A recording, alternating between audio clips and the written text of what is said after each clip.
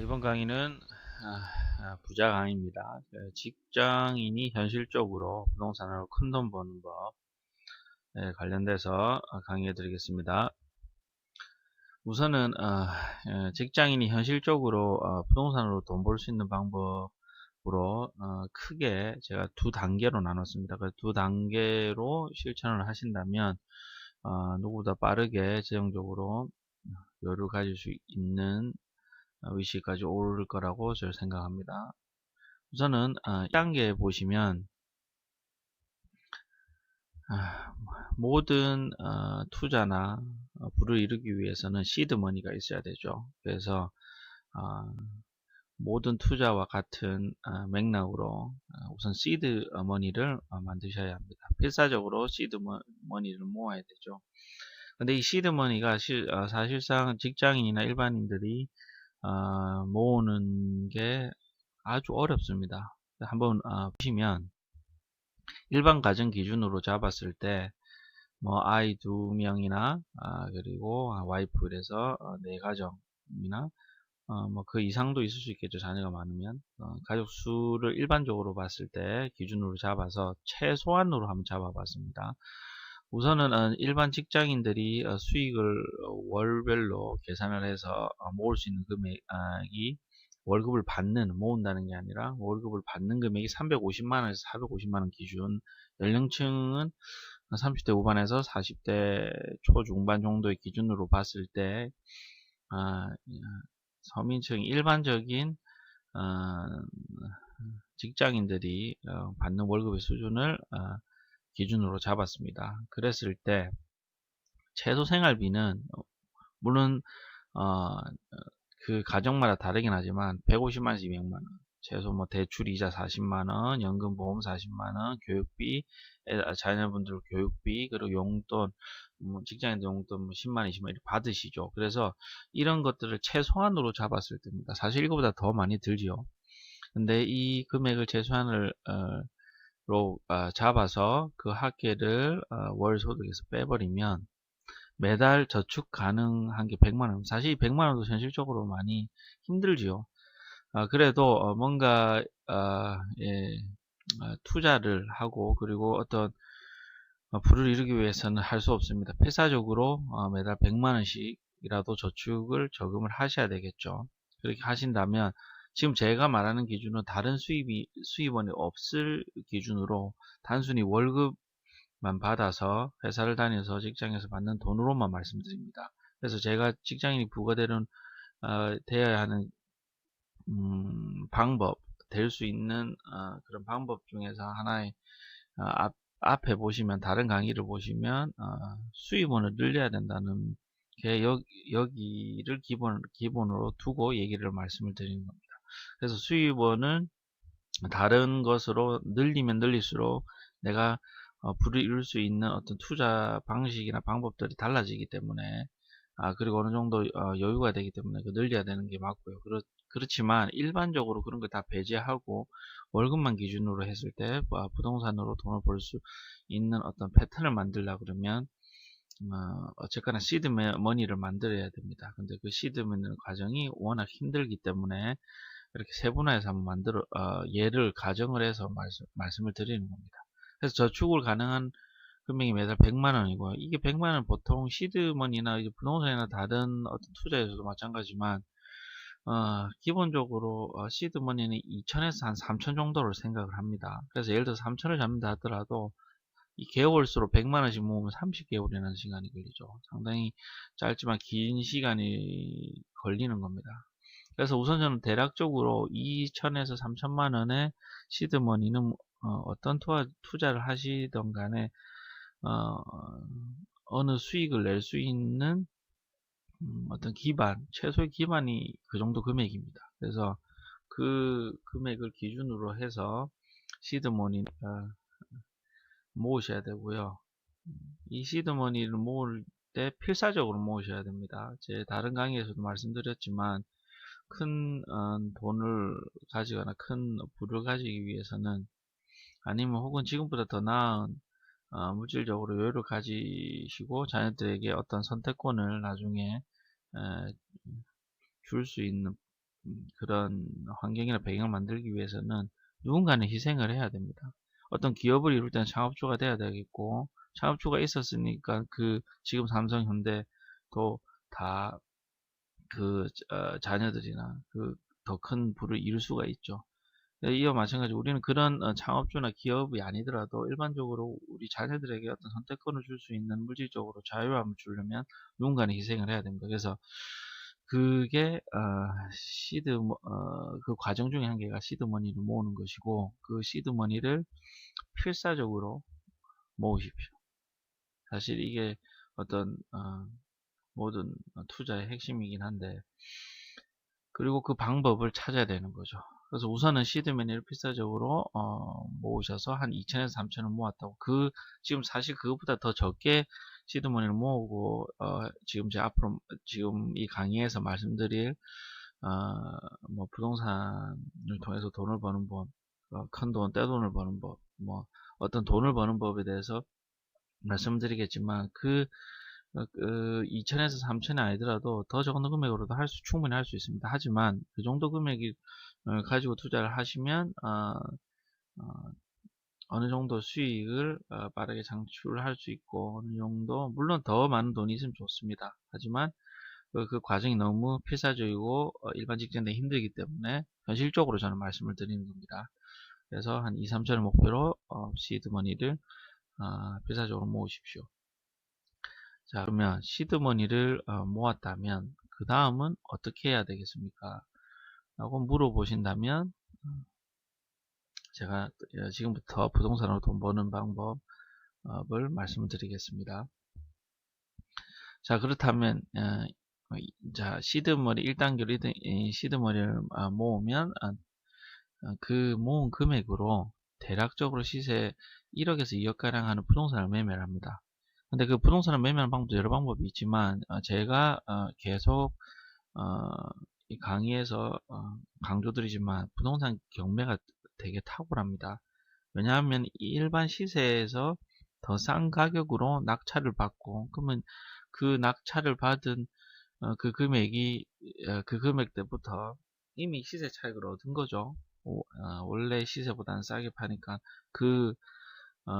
부동산 경매 원리는 제가 다른 강의에 보시면 나와 있고요. 자세히 갭투자랑 같이 설명한 부분에서 보시면 잘 나와 있고요.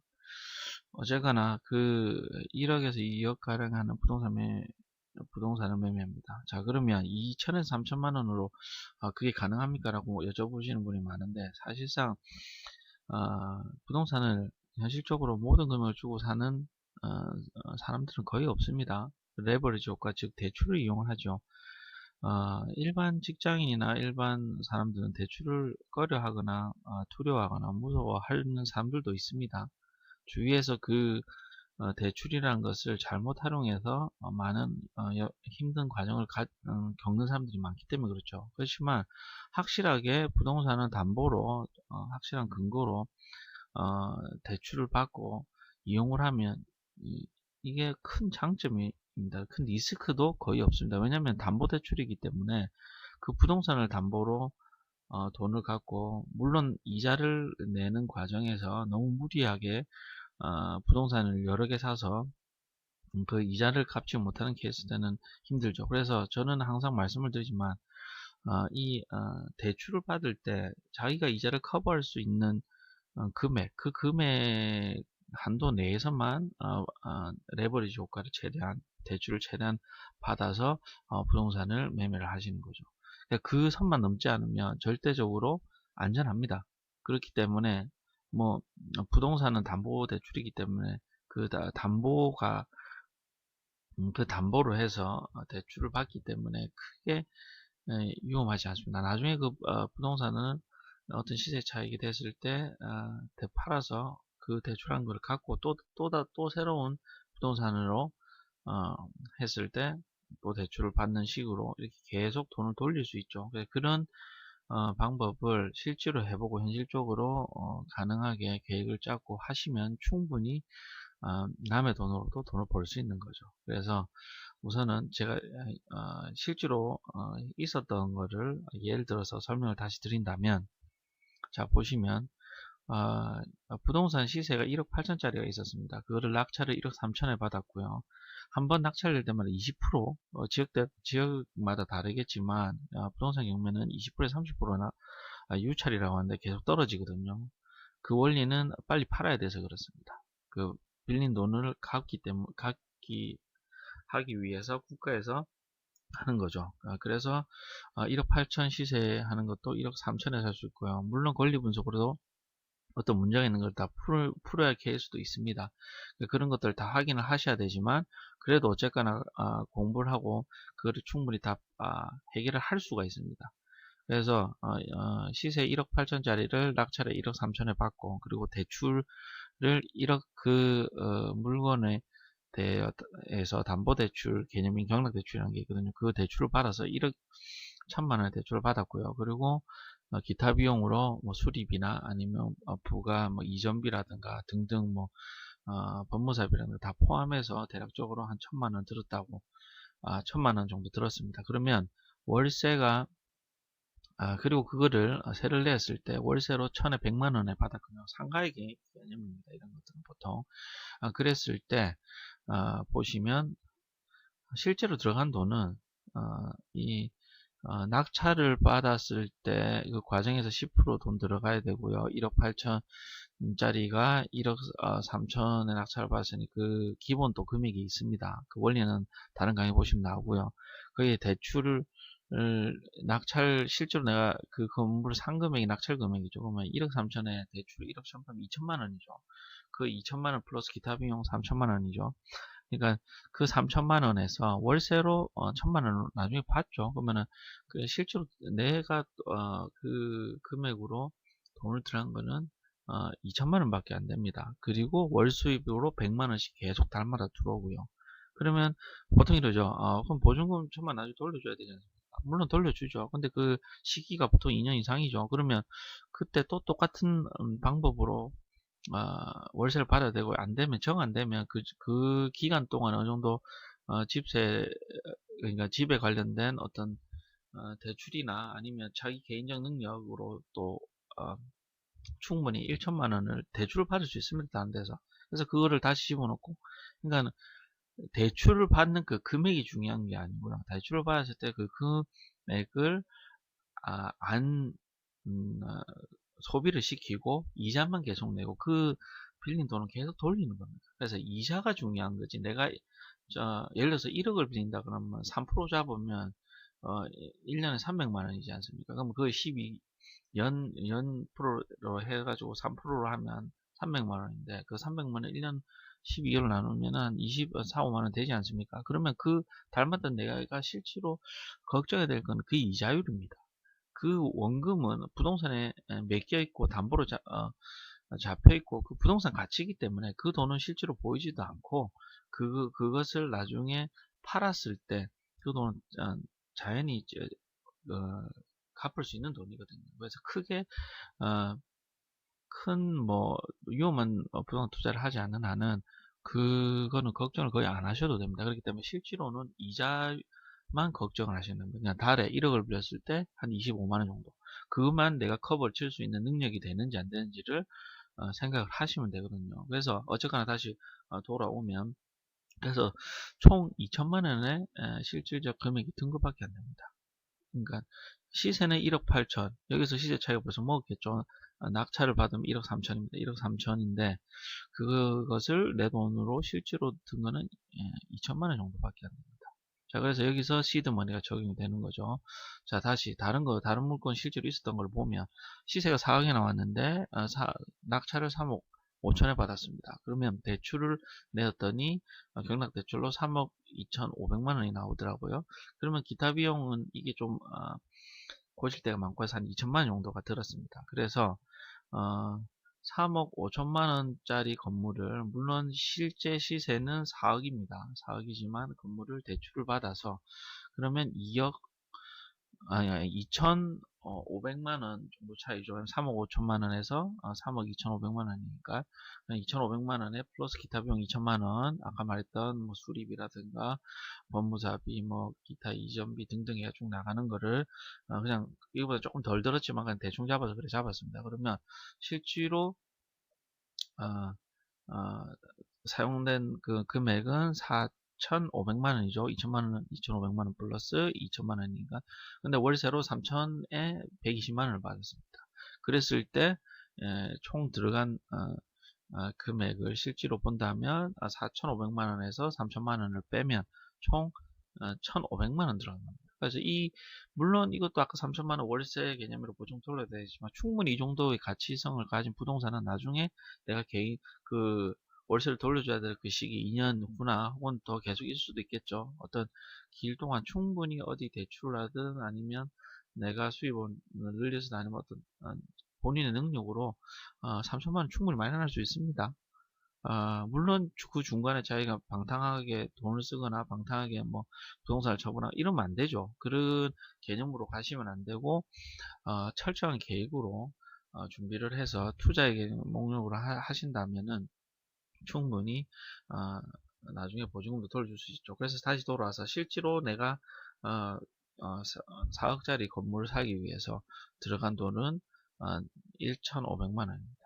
그 기타 비용에 세금 이런 것도 다 들어갑니다. 그래서 이 금액이 큰 겁니다. 그래서 그거는 참고를 하시고 어, 그, 그래서 우선은 뭐 그 위에 부가 비용도 더 들 수도 있지만은 기본적으로 맥락에 이 정도 금액으로도 충분히 부동산을 살 수가 있습니다.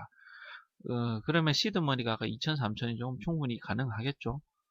더 많으면 좋겠지만. 근데 만약에 본인이 달마다 100만 원을 못 모은다고 친다고 하면 이거보다 더 작은 부동산을 사시면 됩니다. 뭐 1억 8천, 뭐 4억짜리가 아니라 1억짜리, 뭐 원룸 같은 거 6천만 원짜리. 물론 그래 되면 시세 차이가 오르는 거, 세월이 들으면 시세 차이가 오르겠죠. 그리고 월세도 엄청 적거나 아니면 혹은 마이너스입니다. 단순 시세 차이만 가져갈 있는 걸로 볼 수도 있습니다. 그래서 원룸 6천만 원짜리를 산다 그러면 낙찰을 뭐 그 경락 대출로 한다 치면 뭐 한 4,500 받았다. 그러면 대출을 받아서 뭐 한 3,500 받고 쭉쭉 하다 보면 뭐 그런 6천만 원짜리는 뭐 300에 뭐 17만 원 뭐 이렇게 새로 나가거든요. 그러면 이자율 따져가지고 돈 빌린 거 하면 뭐 1억을 빌릴 때 아까 25만 원이었으니까 몇 천만 원 빌리면 뭐한 10, 한 3만 원, 5만 원 뭐 이래 나오겠지 이자율. 그러면은 월세 300에 한 17만 원씩 단다 그러면 이자율이나 내가 월세 받은 돈이나 거의 비슷하겠죠. 그러면 내가 돈을 조금 더 주든지 아니면 한 5만 원 더 돈을 이익을 가지는지 아니면 그냥 그 신경 쓰지 않도록 이자율하고 월세 들어온 금액하고 같든지 그러면 그 부동산을 아무 구거 없이 내가 소유를 하는 거죠. 물론 이제 세금이나 이런 것이 있을 수는 있지만 그렇게 크지 않습니다. 작은 부동산들은. 그렇기 때문에 잘 모르는 사람들이 뭐 부동산 하면 세금이 많다 뭐 이런 것들을 내려고 이런 얘기를 하지 사실상으로는 크게 돈이 많이 들어가지 않습니다. 그래서 그런 개념으로 해서 작게 여러 개를 만들면 됩니다. 물론 그 과정에서 뭐 1인 법인이라든가 사업자를 내서 임대사업자를 해서 하는 가정들도 있습니다. 그런 것도 따로 공부를 하시면 되는 거고 지금 핵심만 말씀을 드립니다. 그래서 그런 것들을 지금 생각을 하시고 시드머니를 벌으셔서 그리고 부동산 매매를 하시면 됩니다. 자, 그럼 다시 정리해서 말씀드리면 시드머니로 예를 들어서 총 2억짜리 부동산을 한 낙찰가로 경매로 해서 뭐 1억 8천을 받았다. 그럼 실제로 어, 이거는 그냥 매매랑 비슷할 수도 있습니다. 어쨌거나 그 정도 1억 8천짜리 1억 8천만 원짜리를 받으면 실제로 들어간 건 2, 3천밖에 안 되고요. 물론 대출을 이용하죠. 그렇게 되면 그게 2년이 지났다고 치면 그 2년 동안 부동산 시세 차익과 월세 수익은 계속 차곡차곡 2억짜리 했을 때 상가했을 때 좀 많이 나오고 일반적으로 했을 때는 뭐 한 달에 몇십만 원 정도 들어오겠죠. 근데 그거를 1년치로 해서 모으면 그것도 상당한 수익이 됩니다. 그리고 그 자동적으로 부동산이 2, 3년 후에 정상적인 부동산은 또 오르죠. 그럼 2천만 원이나 이렇게 또 오르면 또 그 가격이 또 시세 차익을 얻을 수 있고요. 그래서 이런 것들을 또 다시 2년 뒤에 시세 차익을 얻은 걸로 또 투자를 해도 되고요. 아니면 그냥 계속 보유하는 게, 부동산 해보시면 아시겠지만 부동산 투자는 계속 많은 보유를 할 때 하는 게 장점입니다. 그래서 그리고 또 많은 수익을 낼 수 있고요. 또 그 시드물을 모이면 또 똑같은 방식으로 계속 사는 겁니다. 자, 그럼 계속 이어서 2부에서 계속 말씀드리겠습니다.